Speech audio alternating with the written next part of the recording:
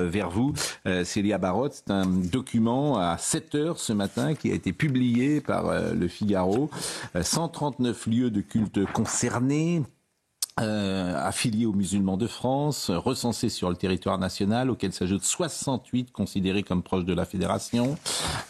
Des informations effectivement qui peuvent nous inquiéter. En septembre 2023, 21 établissements étaient identifiés comme liés à la mouvance frériste. C'est un document de 73 pages. Je ne suis pas sûr que vous ayez lu les 73, mais en revanche, vous pouvez nous faire une synthèse, Célia. Oui, nos confrères du Figaro ont déclassifié ce document en une dizaine de pages. Donc les services de renseignement dressent le tableau d'un pays, dit-on, miné de l'intérieur par une confrérie qui a structuré un important réseau d'implantation. Alors on le voit, l'influence de la mouvance des frères musulmans sur plusieurs secteurs. L'éducation, les réseaux sociaux, même sur les sujets de l'antisémitisme, par exemple sur l'éducation, qui est le secteur qui apparaît comme la priorité de la branche française des frères musulmans à un degré qui la distingue des homologues européens.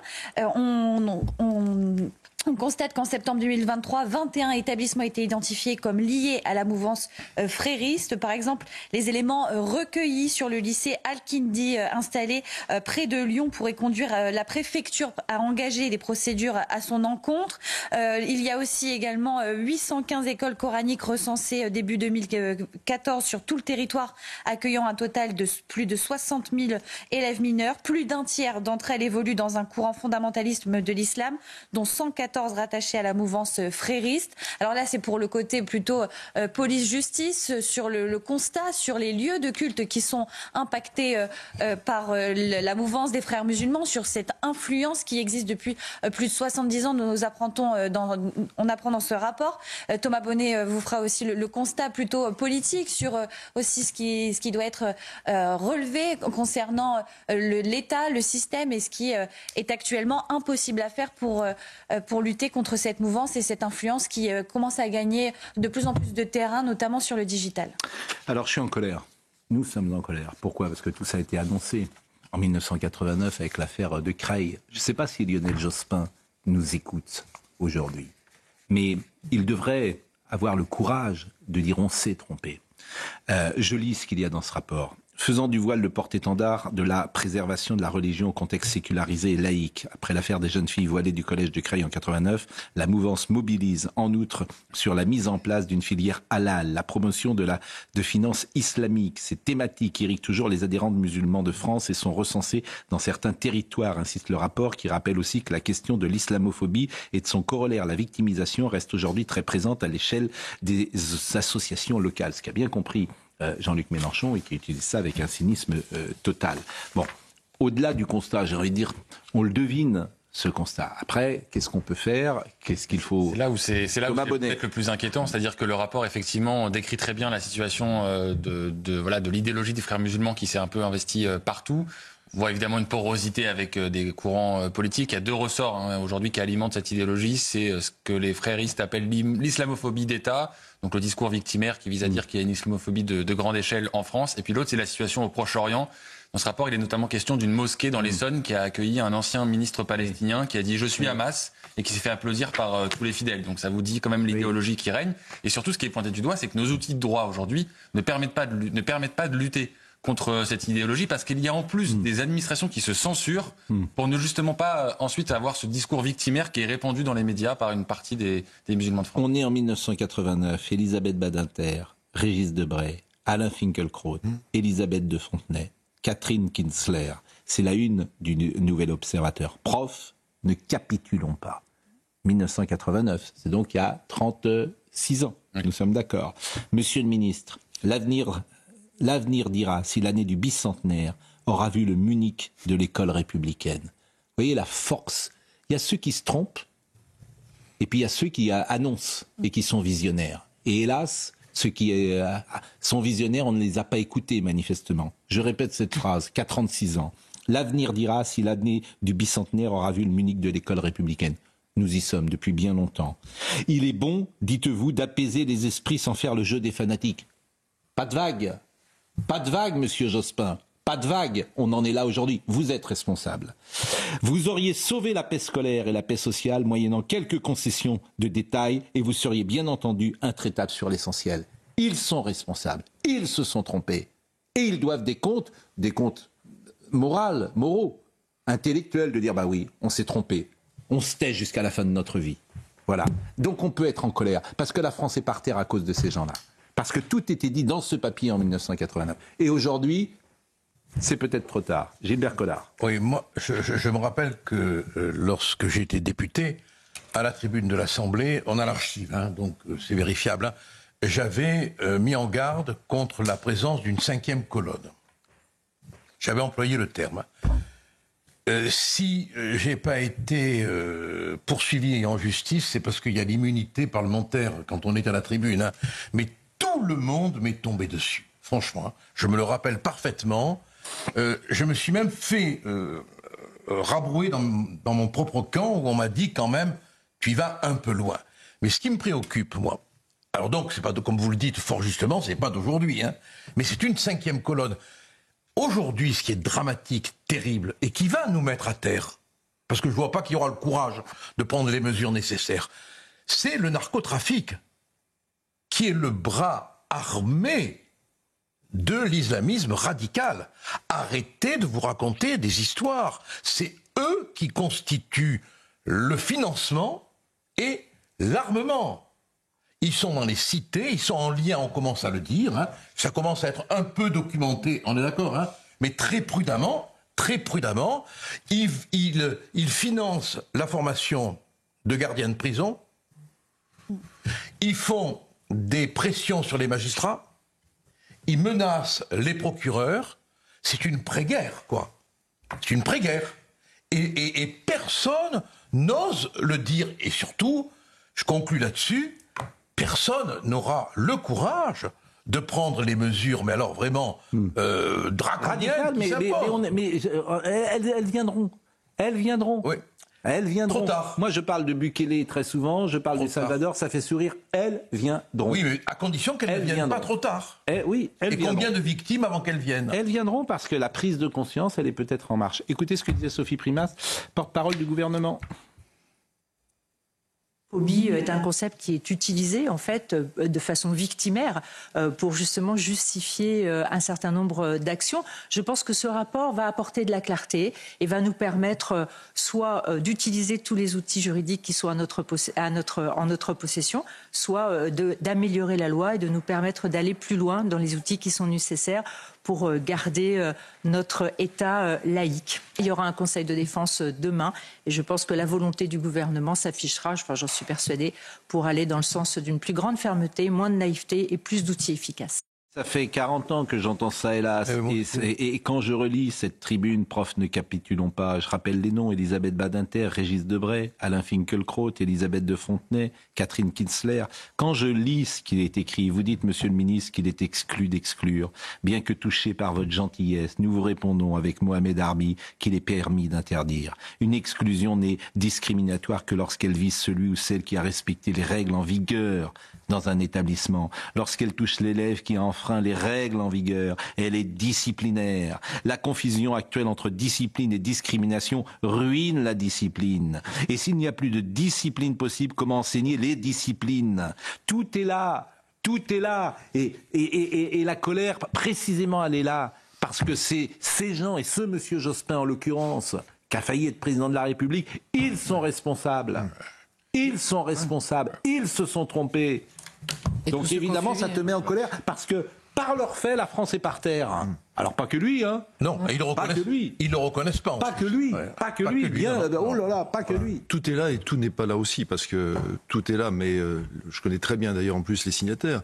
À l'époque, reconnaissons-le, ils se réfugiaient tous derrière l'idée que la laïcité était à même de pouvoir répondre à ce formidable défi. Là, et ils en sont même pour la plupart encore là. Or, reconnaissons que quand on entend ce texte, il y a une faillite de la laïcité. Moi, je le dis.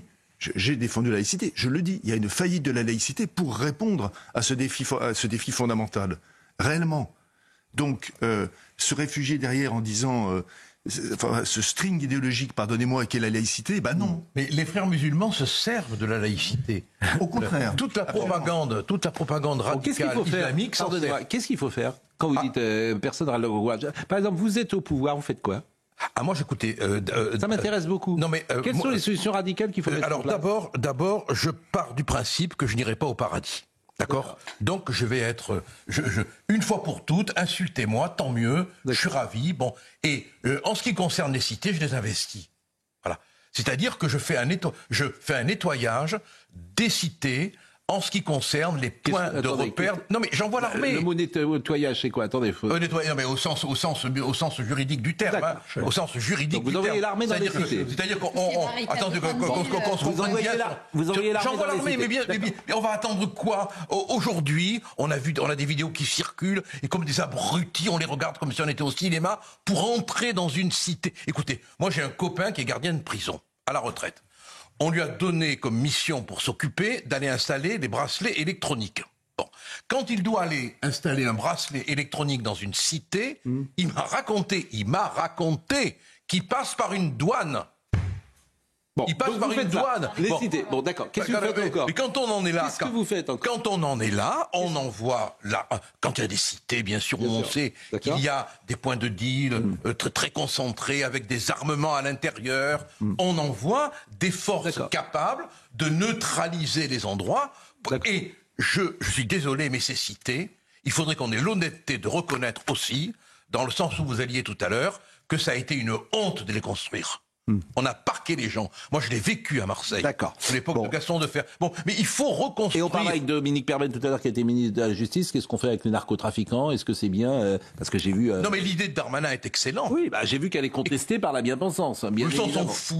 On s'en fout, non. Non, mais je veux dire, écoutez. Elle est présente, la bien-pensance. On en parlera tout à l'heure. Le festival de Cannes, c'est un festival de bien-pensance. Mais une fois pour toutes, acceptons d'être couverts d'opprobre par ces gens-là. C'est un manteau de roi. Tant mieux. Voilà ce qu'on pouvait dire sur ce premier sujet. La sortie de David Lisnard, je trouve, est excellente. Et ben on en parlera tout à l'heure. Les personnes qui se servent de l'infrastructure de Cannes, ça ne leur cause aucun problème. Aucun problème, oui, le confort. On en parle tout à l'heure, Cannes. Vous n'étiez pas là hier, Vincent Hervouette, ça tombe bien parce que j'ai gardé cette image que j'ai pas voulu commenter hier parce que je voulais que vous la décodiez. C'est une image qui a fortement choqué tout le week-end où on voit Erdogan avec Emmanuel Macron. Alors, qu'est-ce que signifie cette image? C'est très clair, c'est la domination que vous voyez là. C'est-à-dire que à la diplomatie des papouilles que raillait Dominique de Villepin, que pratique notre président, eh bien le raïs turc, le sultan a opposé son inertie d'abord. Je trouve ça extraordinaire parce que on peut la revoir. Je trouve que c'est une des images les plus incroyables que j'ai vues ces dernières années. Très humiliante parce que effectivement, d'abord, il reste assis, comme vous le remarquez. Il ne prend pas la peine de se lever pour serrer la main du président qui vient le voir. Et puis ensuite, il regarde ailleurs, et longuement, dans le vide, en assurant sa prise, en serrant donc le doigt du président et en le retenant ainsi prisonnier. C'est vraiment un acte de domination. C'est très simple. C'est comme ça que ça marche, vous savez, en diplomatie. On racontait une histoire pendant la guerre. Juste avant la guerre, il y avait l'ambassadeur de France en Allemagne en 1939 qui se retrouve comme ça à une réunion et à côté de lui, je crois que c'est Göring, mais je suis pas tout à fait sûr, il faudrait retrouver l'histoire, qui dit une énormité mensongère et insultante sur la France. Et l'ambassadeur reste pantois, parce qu'il y a deux solutions. Soit vous vous levez et vous claquez la porte. Qu'est-ce qu'il faut faire là, votre avis, pour parce que l'ambassadeur, il avait pris l'oreille de Göring et il l'avait tiré très fort en se moquant de lui. Mais là, par exemple, qu'est-ce qu'il doit faire? Mais au moins, il avait réagi. Qu'est-ce qu'il doit faire, Emmanuel Macron? D'abord, vous retirez votre main. Bah oui, vous le laissez pas comme ça. C'est un insultant. Et puis vous arrêtez peut-être la diplomatie des papouilles. Vous arrêtez peut-être de vous soumettre et d'imaginer que les relations internationales se jouent dans un espèce de grand numéro d'amitié. Charlotte Dornelas, je n'ai pas parlé encore. Charlotte.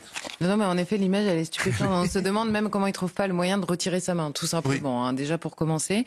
Et en effet, c'est systématique, notamment avec la Turquie, avec l'Algérie, c'est la même histoire. Enfin, Vincent en parle régulièrement. On se demande ce qu'il attend, en fait. Vraiment, on se demande ce qu'il attend. Là, c'est l'humiliation visible, mais c'est pas grave, on continue. Il essaie de retirer sa main. Deuxième chose. Ne laisse pas retirer sa main. Vous voyez bien, l'image est extraordinaire. la symbolique du doigt, quand même. Oui, en plus. Quand même, non, mais bon, vous allez me dire que je fais de la psychanalyse facile, mais là, c'est vraiment le sultan insultant, quoi. Parce que s'emparer du doigt, le doigt, à l'école, on lève le doigt.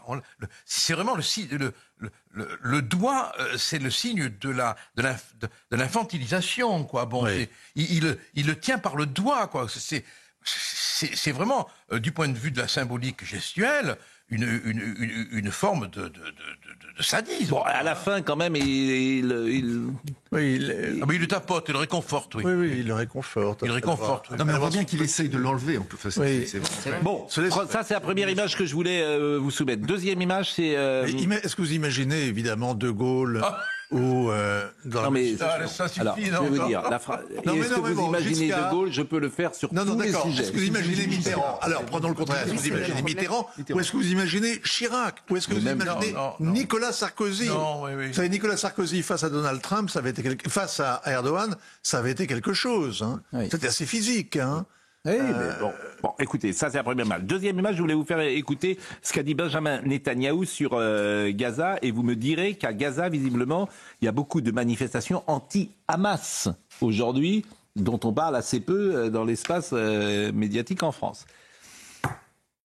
Nous arrivons à une situation où nous aurons une zone entièrement contrôlée par les forces de défense israéliennes, dans laquelle toute la population civile de Gaza pourra se rendre pour recevoir de l'aide sans que le Hamas ne reçoive quoi que ce soit. Cela contribue à vaincre le Hamas, en plus de l'énorme pression militaire et de notre entrée en masse sur le territoire pour prendre le contrôle de toute la bande de Gaza et priver le Hamas de toute capacité à piller l'aide humanitaire. Tel est le plan de guerre et de victoire. Communiqué de M. Netanyahou, les dirigeants de Londres, Ottawa et Paris offrent une immense récompense pour l'attaque génocidaire contre Israël du 7 octobre, tout en encourageant de nouvelles atrocités de ce genre. Décryptage. Parce que la condamnation que le Canada, le Royaume-Uni et la France ont faite de la politique israélienne, qui n'est pas la première mais qui est la plus solennelle, évidemment ne dit pas un mot de la situation du terrain. Sur le terrain, qu'est-ce qui se passe réellement? Gaza est un mouroir, a dit Jean-Noël Barrot. Oui, bien sûr. Oui. Vous voulez qu'on l'écoute? Tiens, je vous le fais écouter. Oui, il y a 50 000 morts. Écoutez ce qu'a dit Jean-Noël Barrot tout de suite. La violence aveugle, le blocage de l'aide humanitaire par le gouvernement israélien ont fait de Gaza un mouroir, pour ne pas dire un cimetière. Et que cela doit cesser parce que chacun s'en rend compte, c'est une atteinte profonde à la dignité de la personne humaine, c'est une violation absolue de toutes les règles du droit international et c'est contraire à la sécurité d'Israël, à laquelle la France est attachée, parce que qui sème la violence récolte la violence. Pourquoi M. Barrot ne dit-il pas... Attendez. Pourquoi M. Barrot ne dit-il pas, si le Hamas relâche les otages, ça s'arrête tout de suite? Pourquoi est-ce qu'il ne dit pas cette phrase? Surtout qu'il en reste encore une vingtaine. Oui, mais pourquoi il ne le dit pas? Oui, parce qu'en général, il le dit avant, pour évacuer le sujet. Mais bon, c'est une déclaration qui est lunaire, d'autant que si les Israéliens comptaient sur la France pour les protéger du Hamas, il y a longtemps qu'Israël aurait été rayé de la carte. Non, il y a effectivement plus de 70 les otages. Il y a une vingtaine d'otages qui sont encore vivants et on n'en parle pas. Et puis, on raconte beaucoup de bêtises. Vous savez, ça qui est extraordinaire, mais au fil des mois, on finit par les assimiler et les croire. Un mensonge souvent répété finit par s'imposer comme une sorte de vérité. Vous avez 72% des morts, selon le Hamas. 72% des morts à Gaza sont en âge de combattre. Étaient en âge de combattre. Ce qui apparaît aujourd'hui, ce qui est nouveau, c'est que depuis que les Israéliens ont relancé leur offensive début mars, vous avez une espèce de révolte qui couve à Gaza contre le Hamas, qui refuse de céder le pouvoir, qui refuse de libérer les otages et qui a refusé jusqu'à présent les négociations. C'est en train de changer. Sous la pression, les discussions reprennent à Doha. Donc il est en train de se passer quelque chose. C'est-à-dire que les déclarations françaises sont à l'unisson finalement d'un courant de l'opinion, c'est de la politique intérieure, ça n'a rien à voir avec une politique étrangère, ni même une politique arabe, ce n'est même pas une politique arabe, ce n'est vraiment qu'une forme de démagogie qui surfe sur la souffrance de l'opinion publique devant le téléviseur, parce que effectivement le sort des Gazaouis est épouvantable, c'est une épouvante. Je ne sais pas si vous avez remarqué dans son intervention, il condamne le Hamas, sans s'en rendre compte. Qui sème la violence, récolte la violence. Je suis d'accord avec vous. Qui a semé la violence. Mais je suis d'accord, c'est très choquant, mais vous avez pas cette sortie est très choquante. Vous avez précisément le narratif de la France insoumise. Mais je trouve que la France insoumise, en plus, pardon, mais ce n'est pas une violence aveugle. Non, c'est une violence qui est justement terriblement ciblée. Et qui est de l'ordre de la riposte. Le carillon que vous avez entendu, Thomas Hill.